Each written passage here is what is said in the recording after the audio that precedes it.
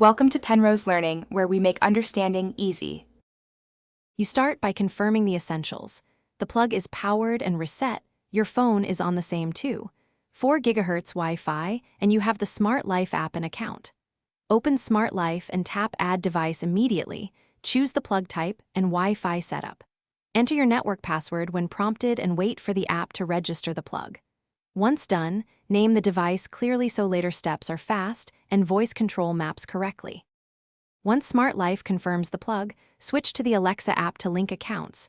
This lets Alexa control the plug through the cloud. In Alexa, enable the Smart Life skill and sign in using the same Smart Life credentials you used earlier. After successful authorization, use Discover Devices in Alexa or say, Alexa, Discover Devices. Alexa will import the plug.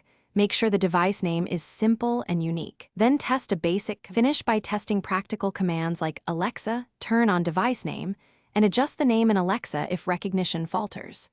Create a group or routine to combine devices or schedule actions, and use voice to trigger scenes.